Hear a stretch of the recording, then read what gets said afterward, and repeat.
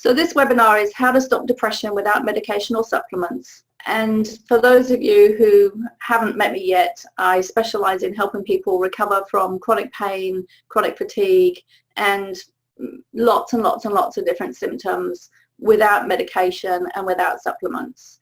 Now, I'm not saying that we don't need medication and supplements. It's just that this is my way of doing things.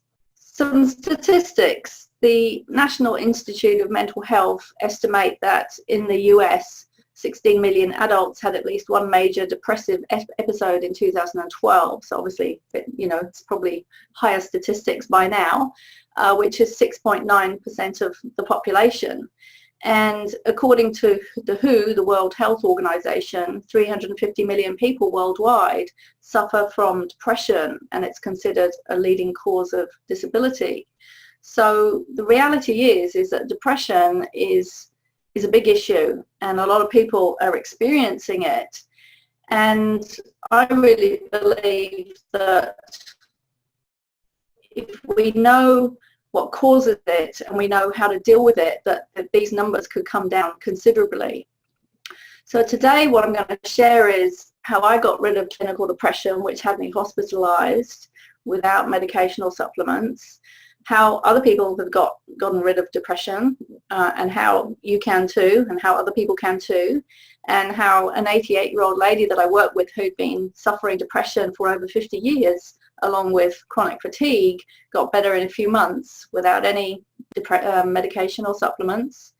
The 5 main emotions which I found lurk beneath depression, and there's a clue there that, you know, depression is there's more to depression than it just being a feeling. There's much more there. And the number one thing that you must do to clear symptoms without medication or supplements. So that's what we're going to talk about today. To start with, just to be really clear that depression is a serious illness, or it can be a serious illness, and can even lead to people taking their lives. So we're not talking a small topic here. And so just to be really clear that firstly, I don't diagnose, treat, cure or heal any person or any health condition. Only a doctor can do that. And secondly, just to take whatever information I give in this webinar, just use it with your own intelligence. And you know, if you are a person with severe depression or severe psychological challenges, you must do what your doctor advises you to do. Please don't just take my advice willy-nilly.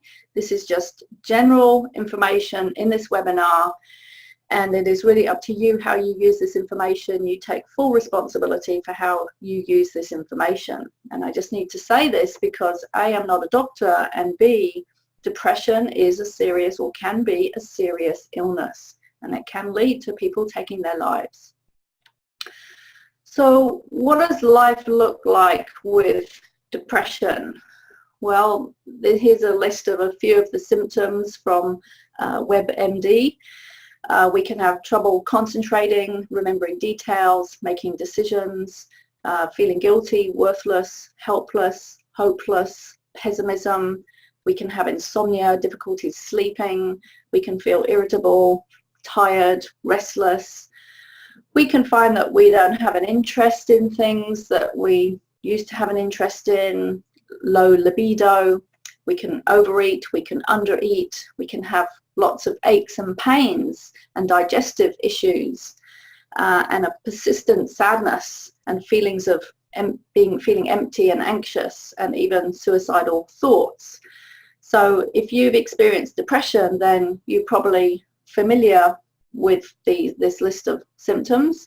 And if you have clients with depression, you're probably familiar with these as well. So for myself, I suffered many years of depression, and so I really know what it's like from the inside out. And actually, it all started in my 20s when I was diagnosed with clinical depression. And the funny thing was, I had no idea that I was depressed. And this is interesting because a lot of people can have what is called low-grade depression, and they don't even know it. because the slide down into depression does happen quite slowly. And so we become very unconscious to what we're feeling. And actually being depressed is, as you're going to find out later, is a sort of a level of unconsciousness. And there's a reason for that unconsciousness, because there's a part of us that we don't want to see. So we just cut ourselves off from ourselves, and we don't even realize that we've done it. So it took somebody else pointing out to me, I think you're depressed. And I'd never heard of the word. And I said, what do you mean? And they said, well, I think you're depressed, and I think you need to see a counselor. And simply because I didn't know any different, I didn't know any better, I said, okay. So I started seeing a counselor and started discovering things about myself that I never knew, and started discovering that I wasn't as happy as I thought I was, you know, even though I was out partying and smoking and drinking and, you know, had a boyfriend and, you know, thought I was having fun. But here I was actually not so happy underneath. And I started understanding that there were things called emotions, which I'd never really considered either. I mean, I just thought, well, maybe you're happy or sad, but I hadn't really given much thought to feelings. And I just really started discovering that actually my past had not been as happy as I thought. I thought I had grown up in a, you know, a happy childhood. And this is very common when I work with clients, is they say, oh yeah, I had a happy childhood. But then we dig deeper and we find out, well, actually things weren't so good. And actually we didn't feel so good about those things that weren't so good, but we disconnected ourselves from them because they were too painful to feel. And we didn't know how to feel those feelings and deal with them. So I started seeing a counselor, and over a period of a few months, things actually got worse. And this is also, you know, can happen, is that when we start digging into our psyche and digging up the stuff from the past that is actually creating the depression, we can actually start to feel worse. And it's actually not that we're feeling worse, although it feels like that. It's the fact that we're feeling feelings that we haven't felt before. We're giving ourselves permission to feel stuff and see stuff and acknowledge stuff that we hadn't seen before. So I started to feel worse and started to sort of nosedive. And by the way, this doesn't have to happen. It doesn't have to happen for everyone. It's just what happened to me. And I started to nosedive deeper and deeper into quite a deep black pit of depression, where there was just no light. There was no light at the end of the tunnel. And at the time, the only thing that slightly kept me going was I had a partner at the time who kept saying to me, you'll come through this, you'll come through this, because I really didn't believe it myself. And this is one of the problems with depression, is that we get a very pessimistic outlook. So we can either have an optimistic outlook in life, or we can have a pessimistic outlook in life. And people with depression tend to have a very pessimistic outlook on life. And there's a reason for that. It's the mind trying to protect us, which I'll go into more in, just make a note. I'll go into that more in the training next week. But basically, we become very pessimistic. Everything is black. There's no hope. There's hopelessness, despair. And that's when people start thinking, you know, life isn't worth living. It would be easier to die. I mean, certainly they were the thoughts that went through my mind. And I ended up in hospital and had what is technically called a nervous breakdown, which I realized later and understood later was a breakthrough of consciousness. So I was having a very dramatic breakdown of my old ways of thinking, my old consciousness, and a new consciousness was building. But I had no idea of that at the time, no idea at all. All I knew was that I was in a pit of despair, a big black hole, lying in hospital, didn't want to do anything. And somehow I found my way through that pit, and I dove deeper and deeper and deeper, and somehow I came out the other side. And I was literally a new person. It was literally like a new consciousness had been born within me, but I had no idea at the time. It was very disturbing. It was very strange. I couldn't really do much. I couldn't read, I couldn't watch television, I really could do very little with my brain. It was a complete breakdown and breakthrough and transformation. And it actually took several years to work out what had happened. And by the way, I'm not saying at all that this has to happen for everybody or, you know, maybe anybody, but this was my journey because now I can help people through this sort of thing. And I literally felt like I was, it sounds a bit sort of religious, but like I was born anew. But that's sort of what it felt like. I felt like a really new, different person. And then I started coming back into life and gradually, you know, got back into life, and, you know, take too long to say more than that. But over the years after that, I still experienced some depression. I have gone into depression from time to time, but the difference now is that I know how to deal with it. I know when I'm in it, and I know how to get myself out of it. And I know how to do that without medication and without supplements. And that to me is self-mastery, and it's very self-empowering, and it's very uplifting because we don't have to rely on something else. And when I was in the hospital, I was given medication for about 3 days, and it just made me feel worse. So because I'd self-admitted myself, I said to them, I don't want medication, it makes me feel worse. And that was really what set me on a path to finding other solutions. So that's my story in brief. So the problem is we live in a society which mainly thinks that symptoms are something physical. In other words, they're only caused by something physical. So you've got a physical end result caused by a physical cause. And that depression is a chemical imbalance. It's just something going wrong chemically, physically, physiologically in the body. And that medication is the first port of call, and essentially don't really understand what causes illness at a fundamental level, which is what I really focus on in all the work that I do. But the reality is, and the good news is, there are other options and other solutions. And the truth is, things are starting to change. They are slowly starting to change. And you know, because a lot of people are not getting the results, right? They're not getting the results by taking the antidepressants. For a start, they're getting a lot of side effects like I did, and feeling worse, feeling even more groggy. And secondly, it's not dealing with the cause of the problem. So it's only a plaster. And there is a shift happening. It's not nearly as quickly as I would like to see, but you know, there is a slight shift happening, and I'm sure that this will only increase because, you know, if the truth is that the cause of symptoms is not physical, then we can't deal with it with just a physical plaster. We have to find, you know, the real cause and deal with that. So just to share a few examples of people who have got well without medication. So this lady here came with depression and chronic fatigue, and she learnt how the emotions actually sit underneath depression. And afterwards she said, I now understand that depression is a depression of emotions, not a weakness and an inability to cope. So, you know, this is really important to understand that depression is not a weakness. It doesn't mean that you're bad or wrong, or it just means that you haven't understood something.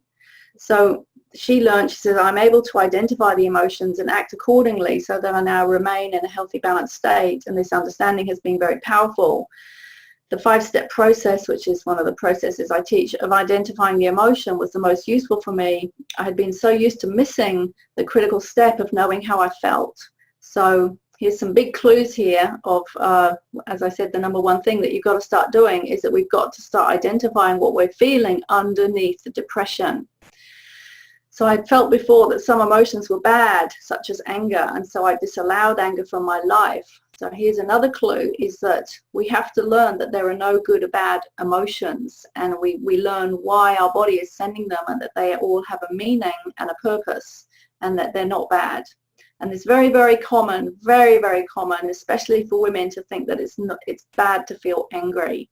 No, there's a reason for that anger being there. We need to honor it, and we need to know how to deal with it. So she said this caused me to suppress it to the point where I would feel a symptom, in other words, depression, rather than the emotion.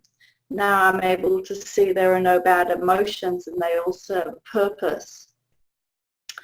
Another lady said, this was a gentleman. He said, I'm a completely different person. I'm calmer, more centered, confident, and have more energy. I've managed with my wife to start our own business. I've been tied up with lawyers and accountants, which is incredible, as I wouldn't have been able to do that a few months ago. So I remember when this gentleman came in, he was very, very depressed, but he had no idea that he was depressing emotions. And he had no idea that the situations that were going on in his life were creating emotions which he was unconsciously depressing. And once we identified those situations and the emotions that went with those situations, and he learned to take action and do something about those situations, and learn how to communicate his feelings honestly and be authentic, the depression automatically lifted.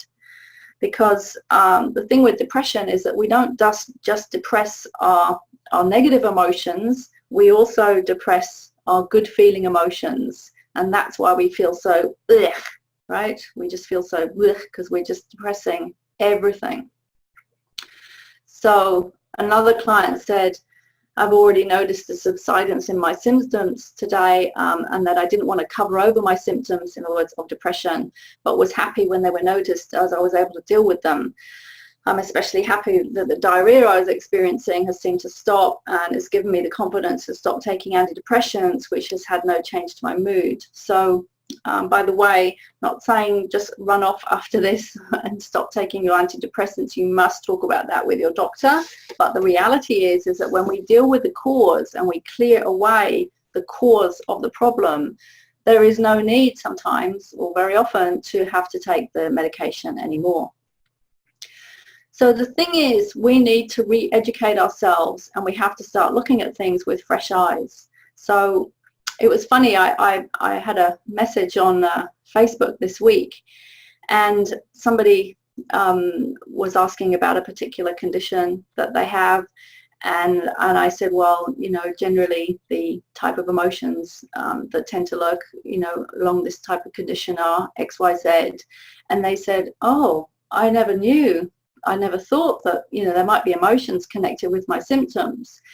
And I tend to forget, because I'm so used to thinking this way now, I tend to forget that a lot of people don't realize that there's a connection between emotions and symptoms. And whether we're talking symptoms of depression, which people tend to think are more mind emotions, or whether we're talking symptoms of chronic pain or fatigue, it's all the same. There are emotions attached. And we have not been educated or taught to think that. I mean, how many of you have been to the doctor and your doctor has asked you in depth, okay, well, what are you feeling, and what situations are going on in your life that are making you feeling that way, and how is your current life, and how is your past life? I don't mean past life as in past lives. I mean, you know, your early childhood. They don't go into depth, and the reasons for that is that, one, they're not trained to do that, and B, in a 10-minute consultation, you can't even do that. So I actually feel really sorry in a way for a lot of doctors who are expected to help a client or a patient in 10 minutes. It's not possible. And that's why, you know, my first consultation with a client is 90 minutes, and that's the minimum amount of time I've got it down to. So who are you really? Now, as I said, the traditional conventional system in the Western world really tends to think of us as a physical, and yes, we have a mind, but it doesn't really put a lot of energy on our spirit, doesn't put a lot of energy or attention into our emotions, doesn't put much attention or have much understanding of energy. But really, there are these 5 quadrants, or sort of 4 quadrants, and they're all sewn together with the energy. And that is who we really are. And the work that I do, even though people come in the door with physical problems, like really severe physical symptoms or severe depression or whatever it is, what we're looking at is the emotions. That's what we're looking at. And that's where we find the big, big clue to healing. And for myself, what happened was, even though after that depression, I came out of hospital and I was sort of getting back into life and going back to work, I was still seeing a counselor, but I still hadn't really got to the core of things. I'd only just started touching or scraping the surface, but I didn't know that because, it's a journey to find out about ourselves. And so I was still, on this path of starting to discover myself, but not really identifying the real issues and getting to the core of them. And several years later, I was diagnosed with chronic fatigue. And I walked into work one day and quit my job on the spot because for 9 months, I'd just been getting more and more tired. And I could not go on. I walked in one day and quit. And that set off another journey, a much deeper, longer journey of 10 years of searching and finding answers. So I tried over 200 therapies. And in the end, I thought I got to a point after 5 years where even after trying at that point 140 therapies, nothing was shifting. And I sold my house. I thought I was going to die. I thought, what am I going to do if I only have a few months to live because I just don't seem to be getting better? What's the point? I just want to do this dream trip around the world because I might never be able to do it. And I sold my house and I set off around the world, but I was still searching. And right at the end of that journey around the world, trying lots more therapies, I finally found the missing piece. And the missing piece was emotions. It was all the emotions that I had backlogged for a whole lifetime. Now, I know I started to find out about that when I started the counseling, 20 years earlier. But I'd only scratched the surface at that point. And finally, I was ready to go deep. And once I got this missing piece and I recognized that I had spent a whole lifetime suppressing a lifetime of emotions, I started learning techniques to process and clear emotions. And this was what both got rid of the depression and the chronic fatigue and any other symptom as well. So this is absolutely key that we become emotionally intelligent and emotionally literate, and we learn how to not be afraid of our feelings, how to identify our feelings, how to process our feelings, how to clear our feelings. We have to get really, really proficient at owning and clearing emotions. And we also have to, this has it's very closely tied with the mind because our beliefs, our unconscious beliefs, are very connected with our feelings. And the way it works is that when we have an emotion, an event which creates an emotion that we're not able to process, we create an unconscious belief. And that unconscious belief drives our behavior, and our behaviors drive our results. So, for example, say you're 6 years old, or someone's 6 years old, and their parents are arguing all the time. That will set up a lot of fear inside that child's body. And say then the parents divorce and the father leaves, then that sets up even more emotion inside the child's body. And then they unconsciously create a belief such as men leave me, for example, or men that I love leave me. Now, we don't know we've done that because it all happens, as I'm going to share later, at a very early age, but it happens. And one of the reasons is that children can never make things somebody else's fault. They make it their own fault. And the reason for that is that even if they're receiving the worst treatment ever from their caregivers or parents, if they were to blame their caregivers, then there's a risk that their caregivers may abandon them and they would die. So they're not thinking this logically because we don't think logically at that age, but that's what goes on. And so the emotions in the mind and the beliefs, they go very closely together. And then say, for example, then that person will go into adulthood, and because they have this unconscious belief, men that I love leave me, or good men or nice men leave me, then they may, for example, attract themselves into an unhealthy dysfunctional relationship, or they may push nice men away, right? So, and then they get the results of not being in a good relationship. So, a fresh perspective on depression. Depression, as I've already alluded to, is the depressing of emotions. And therefore, we can look at it as a symptom rather than an emotion. And in order to clear any symptom, we have to identify the emotions beneath the symptoms. It's just a law, if you like, of healing. And if you imagine there's a pot inside your belly, and every time from the moment you're born, your body triggers an emotion. And I'm talking more like the negative emotions here, like sadness, grief, anger, hurt, disappointment, these sort of emotions.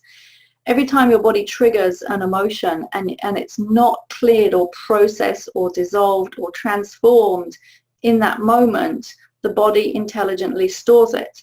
And the reason for this is that, according to quantum physics, once energy is generated, it can't be destroyed. It can be transformed from one form to another. So water can turn into ice or steam, but it can't just disappear.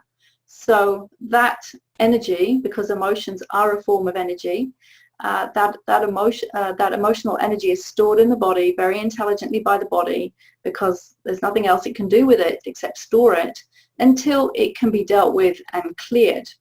And over time, this pot starts to fill up, and then it gets nearly full, and then unconsciously we put a lid on it to depress the emotions, and then we start experiencing symptoms of depression. So depression is a depressing of emotions. And as I said, it's not just the negative emotions that we depress, it's also the good feeling ones as well. And that's why we feel so utterly crap. So what's really important to understand is that we have what are called essential emotional needs. I'll just write myself a note. I need to say something about that later. So we have what are called essential emotional needs as a human being. And by the age of 18 months, we need to have experienced things like feeling loved, validated, respected, nurtured, etc., etc. There's a list of emotional needs that we need to feel. And again, by the age of 7 years, we need to also experience certain emotional needs. Some are the same, there's like a crossover, and some are slightly different. And if we don't experience these things, it creates havoc in our life later. Because the opposite, say, for example, of feeling loved would be feeling unloved. The opposite of feeling validated would be feeling invalidated. The opposite of feeling respected, disrespected. You get the gist here. And if we don't experience these things, our body has an emotional response. And the emotional response is feelings. And some of these feelings I'm going to be going through in a minute, but we're not going to feel good, right? They're going to be not good feelings. And as a result of those not good feelings, such as feeling rejected and hurt and abandoned and all that sort of stuff, we're going to come to a conclusion that we'll draw unconsciously at this very early age. I'm not good enough. There's something wrong with me. I'm bad. I'm worthless. I'm useless. These are all the conclusions that we unconsciously draw, which become unconscious beliefs about ourselves. And then we walk about our life later unconsciously, completely unconscious, right? It's like very deep. But deep inside, we just think, I'm of no value. I'm worthless. I'm useless. I'm no good. And I remember when I was at school, when I was about 17, and I didn't know why at the time, but I remember we used to sit there in, I don't know what you call it, like when you have that morning thing every day where you go to school and you have to sing songs, and I don't know what it's called anymore. It's terrible. But anyway, I would sit there with my songbook and I'd be writing in my songbook, I'm a worm, I'm useless, I'm worthless. I had no idea why I was writing that, but there was like a deep part of my subconscious trying to come through and give me clues to the fact that I wasn't actually really happy. But I was so unaware of myself. And this is one of the big things that we have to grow in order to become healthy, is that we have to grow our self-awareness. So I would be writing these things, and it wasn't until many years later that I really understood what was going on. So we are programmed by the age of 7, and our emotional patterning, our thinking, our beliefs, our habits, our behaviors, everything is set in place by the age of 7.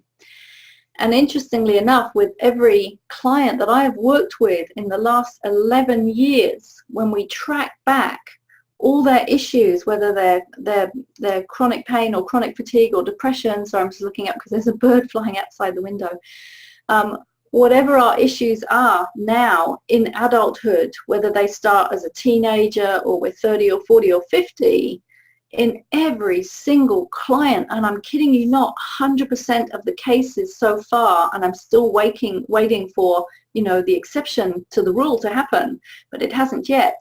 In every single case, whatever we're experiencing now in our life now was set up by the age of 7. So we really have to dig deep if we really want to understand ourselves.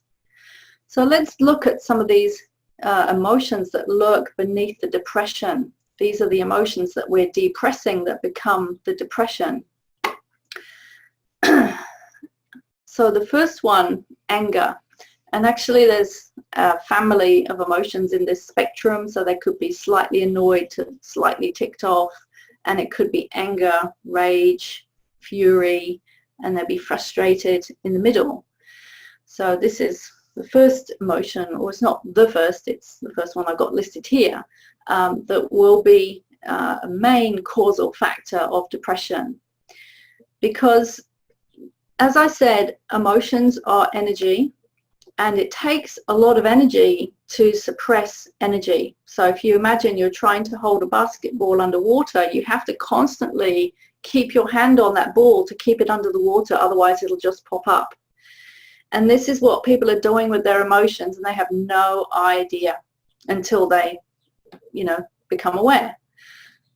So anger is a very powerful emotion. It's like, the volcano type energy, and it will build up to rage and fury the longer we suppress it. And it's a bit like the, what's it called, a slow cooker, a pressure cooker. And a pressure cooker has a steam valve, but a lot of people don't have that steam valve, and then one day they do explode, and that's when people go and kill people and whatever, or explode and shout at their partner, and have an outburst. So anger lurks beneath depression, and hurt lurks beneath depression. So if we feel hurt by what somebody has said or done, and we don't process it, then it can build up to become depression. Betrayal, which is an even stronger form of hurt. Betrayal is a very, very deep feeling of, I put my trust in somebody and they completely eroded my trust. It's a very deep sense of hurt inside the heart. And sadness and grief. So they're more around loss. So it could be fear of loss, or that we actually have lost something. So for example, when people die, or pets die, or we lose friends, or we move to a different country, or whatever it is, our body will send us sadness. If we don't know how to process that sadness and grief, then it can build up to depression. And loneliness is a big issue, and it's a big issue in our world. Is feeling lonely, feeling that, and this also, it is an emotion, but it's also an end result. So if we grew up feeling disconnected from the people around us, then we also create a pattern of loneliness within us, and that can build up to depression. So I said I was going to share the story of this lady who came, and she had experienced 50 years of depression and chronic fatigue. And when she phoned me, she said, I just want to do anything. I'm 88. I don't want to spend the rest of my life feeling this bad. And, 50 years is a long time to feel bad. And she said that sometimes she could hardly reach to get a glass of water off her side table in her, when she was lying in bed. She just was that tired and that depressed that she could hardly reach her hand out to get a glass of water off the side table. And we did one session together where I helped her to see some of these real causal factors, because it's just so such a relief to actually see these causal factors and for them to come up into the conscious from the subconscious. And then she took herself through one of my online programs, and basically in 6 months she was more or less better. Her symptoms went from 9 out of 10 rating to 0 to 2 out of 10 rating, and she was back to a normal life. And all she had to do was to learn how to identify how she was feeling, act and behave differently, communicate how she was honestly feeling, and she learned how to do that, and her life completely changed. And that was one of the most, beautiful stories that I've had. I've had lots and lots of stories, but just from the fact that this lady wanted at 88 years old to she was just determined to get better. I was very touched by this, and it just shows that it's never too late, right? It's never too late, but we've got to have that desire, and this is really, really key. The key to getting over any condition, health condition, illness, whatever it is, we've got to have a very, very, very strong desire. And that was what happened for me when I was ill with chronic fatigue. After 3 months, I've been looking for answers, which, in the biggest scheme of things wasn't very long, but at the time it felt a long time. And then I made a decision one day that no matter how, I was going to find an answer. And that was what allowed me to start finding the answers that I needed. So we have to look at things with fresh eyes. And one thing that's really important to understand is that we don't heal a health condition. We heal people. This is absolutely paramount to understand. Most people are going around saying, okay, well, I've got XYZ diagnosis or XYZ health condition with a label, and then they're just looking at trying to somehow fix that condition or those symptoms. But that is a very narrow view of things. It's only looking at a pinprick, if you like, of the whole picture. We have to look much, much wider than that, which is what I do when I have my breakthrough session with clients. We look at their whole life. We get this total helicopter view of their whole life, and we see all the different pieces of the puzzle that went into creating the problem they're now experiencing. And that is a turning point. And it took me years to piece that together, because I was going around looking at the pinprick point for years.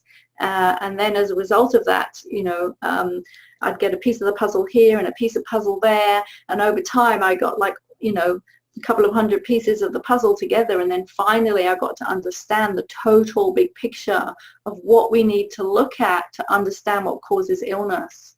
And by the way, if I forget to say it, I have a free What Causes Illness program on my website. And it goes through many, many, many different causes of illness.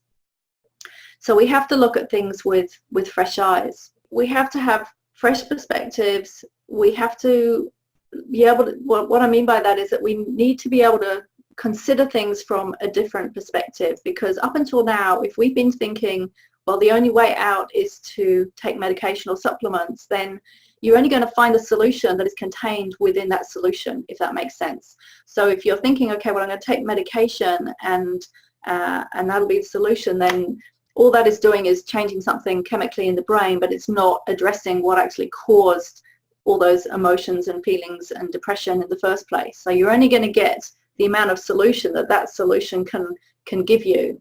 And by the way, I'm not saying, be really, really clear here, I'm not saying that it's not, good to take medication. And the problem is I can't even comment on that as a non-medical practitioner.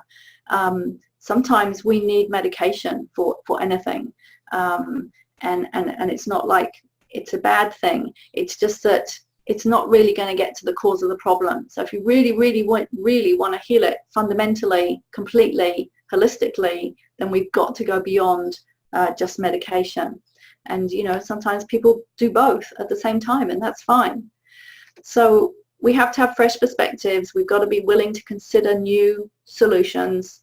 We have to have emotional literacy. We've got to become very, very adept at being able to identify and label and process our emotions. And only we can do that. So here's the thing, nobody else can identify and process our emotions for us. Yes, you can go to a counselor or a therapist like myself, and you can say, okay, well, you know, what are you feeling? And they can help you identify them. But you're still the one identifying them, right? So we have to become adept at knowing how we're feeling and knowing how to process and clear our feelings. And the good news is we can do this. We can do this. We have to learn not to be afraid of our feelings, and this is one of the big blocks, is that people are unconsciously afraid of their feelings because they don't want to feel those feelings they felt when they were very, very young, and it was very, very scary because they may have been abandoned, and ultimately that would ultimately mean, well, I may die, right? So really what we're doing is we're trying to preserve our life. So by holding our emotions inside, we're unconsciously trying to preserve our life. And that's all well and good, but the problem is holding our emotions inside creates a lot of problems, creates unhappiness, and it creates illness, because unhappiness is a precursor to illness.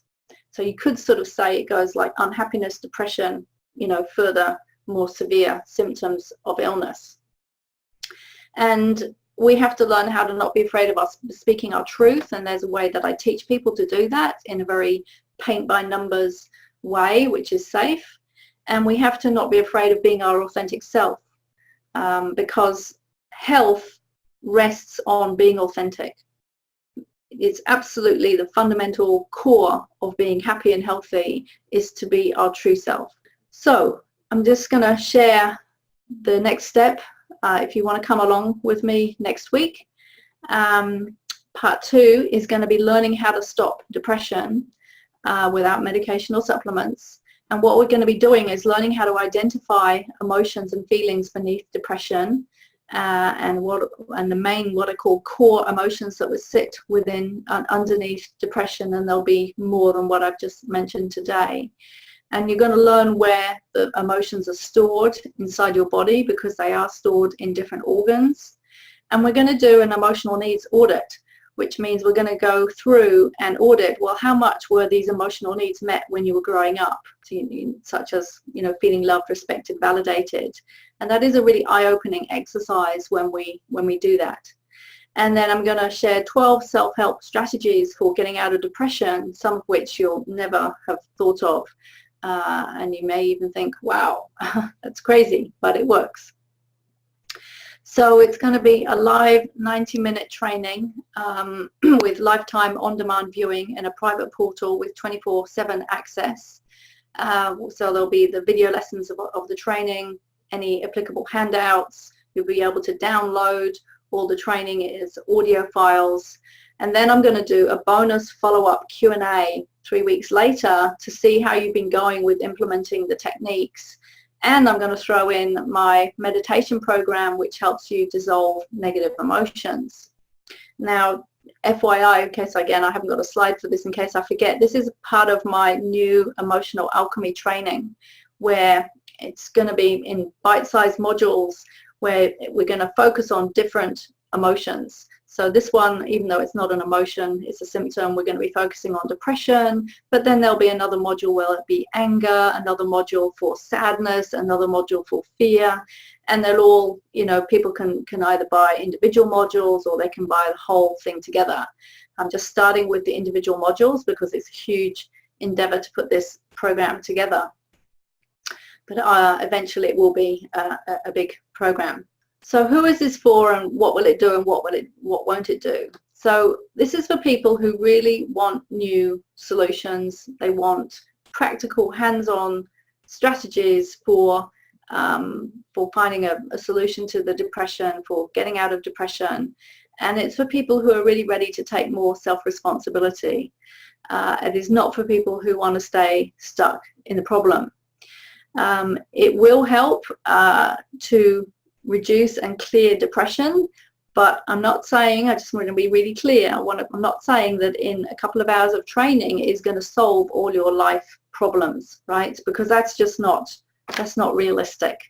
However, it will be a technique and strategy and set of tools that you will have for the rest of your life to keep building on. And once you've learned them, you just keep practicing. And the more you practice, the more adept you become and the better the results become. And it's just something that once you've learned it, you have it for the rest of your life. And that is priceless. And this is, you know, what I love doing is giving people the tools to transform their life for the rest of their life. So you don't have to keep going and, you know, going back to a therapist or, you know, for years and years and years. No, it's like you learn this and then you practice it and you keep implementing it and your life just keeps changing. And I can say that because these techniques, I've been using them for 17 years and I keep using them and they just keep getting better and better and my life keeps changing. So I know it works. So the live training value is $197. The bonus follow-up is worth $97. The bonus program is worth $49, and the total value of that is $343 US. And really, the value of getting rid of depression, personally, I would say, is priceless, because when you're depressed, you can't do anything. I mean, life just sucks. So if you register while we're on this live webinar, I'm going to offer that for $97 US, and I'm going to give you the link in a moment, and you can decide whether you want to do that while I'm going through and answering the questions. If you register afterwards, then the price will be $197. And this training will only be run live once, which means the opportunity to have interaction with me live, which people, private clients, pay hundreds of dollars to have that live interaction. This is the only time that this depression webinar, because I've got so many other modules to do, this is the only time it will be run live. One person says, how to support my son who has anxiety and depression. So depression and anxiety go very closely together. If you remember the analogy I gave of the pot before, where all the emotions go into the pot and then it fills up and then we put a lid on it, and that is depression, because we're depressing all the emotions in the pot. What happens is, because emotional energy or any energy has to move, otherwise it's dead, energy has to move, and so that emotional energy tries to get out from underneath the lid, and we experience that as anxiety. So anxiety is too many emotions in the pot of emotions. Now, if your son has anxiety and depression, I hope you can see from what we've talked about so far that there's a reason for it. That there will be things underneath, that there's something, there will be emotions underneath for a start, and those emotions will be tied to situations that have not been resolved at an emotional level or even at a practical level, because there are two ways, and I'll be going into this more in the training, but there's two ways to deal with emotions, and one is internal and one is external. So on the training next week, I'll be teaching these two ways of how to deal with things internally when we have an emotion. In other words, it doesn't involve anyone else, and how to deal with things externally when a situation does involve somebody else. So, you know, if you want to support your son, then, and by the way, I personally think it's very, very hard to help family, right? Children especially, you know, they find it difficult sometimes, even if we can have a really great relationship, although that's less likely, but it can be hard for us to open up completely to parents, because there's still this old fear of rejection, and they won't love me if I share that or I say that. So I, in general, say to people, don't have family help family. You know, even if we're a therapist, we can't, it's much, much better to have somebody outside help people in our family. And that's what I found even for my own self in my family. I don't help my family. I actually recommend them to other people. Even though I know I have the tools to help them, I just don't go there. It's just wiser to have other people help. So next question, what do you recommend to bring old long-held grief to the surface? That's actually quite a tricky question to answer in a simple answer in this sort of forum, I have to say, because I need to know more details. And, you know, sometimes it may be a good idea to bring it to the surface and sometimes it may not. But in general, I would say the thing with emotions is that they come up when they're ready to come up, and they come up by themselves. And the problem is that often is that we actually then stuff them down or ignore them or don't want to deal with them in that moment. And so we don't actually have a choice a lot of the time to bring emotions to the surface. It just doesn't work like that. It's not like turning a tap on and off just when we want to. The emotions will come up as and when they need to, and also life keeps repeating itself. So we have whatever situations we end up with today are repeats of the past. And so if we're getting, you know, having an emotional response to something, to a situation that is happening in the now, it will be a replay of something from the past. So I don't actually, with clients, that's not my approach really to somehow go around trying to bring grief or any other emotion to the surface. I just look at, well, what's happening in your life right now, and then work backwards from there. So I hope that helps. So another question, do you consider homeopathy a medication? I found it extremely helpful. So when I'm talking medication, I'm just talking in the traditional sense of conventional medicine, where, you know, medication for depression would be some form of antidepressant or anti-anxiety medication or whatever it is that doctors give people for depression. I consider homeopathy a therapy. And yes, there are lots and lots of different therapies which can really help. So no doubt about that. So another person said, hi Barbara, I organized a hui a couple of months ago to something extreme suicide rates here, and I'll see whether mental health New Zealand tour. No, I won't be talking about that, sorry. But thank you for sharing about that. I'd like to know how much diet has to do with it. Yeah, I think I've got another video on YouTube, 10 causes of depression, and I talk about diet.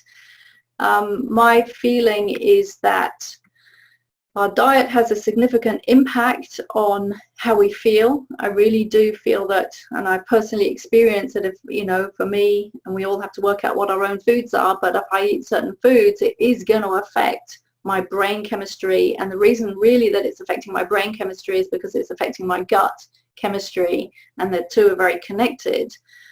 So there's no doubt that diet will affect our mood. And the classic example is Super Size Me, the film. If you watch that or haven't watched it, go and watch it. And the guy decided that he was going to live on McDonald's for a month.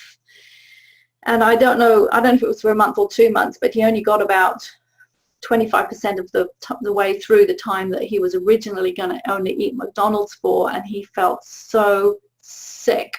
He had put on weight, his brain was brain fogged, he felt really blech, he just felt horrendous, he was throwing up, his body was basically rejecting the food. And so there's no doubt that what we eat affects our brain and our feelings and our emotions and our psyche and our thoughts and everything. However, I still feel that if we want to get to the core fundamental issues, it's still getting to our feelings and what has happened early in our life. And usually when we feel good about ourselves and we've cleared our history and our past, and we know how to, you know, look after ourselves, we actually don't want to eat that food anymore. We want to eat more healthy. Whereas when we've got all this stuff still from the past, that's when we turn to emotional eating and comfort eating and eating junk food. Do I correlate depression with old long-held repressed grief? Absolutely. That's one of the emotions that I mentioned. Sadness and grief, definitely connected. And if I had to choose 2 emotions out of those 5 emotions, it would be frustration and grief. And as I said, frustration is like a whole family of emotions, and I'll go into those family of emotions on the training on the training next week.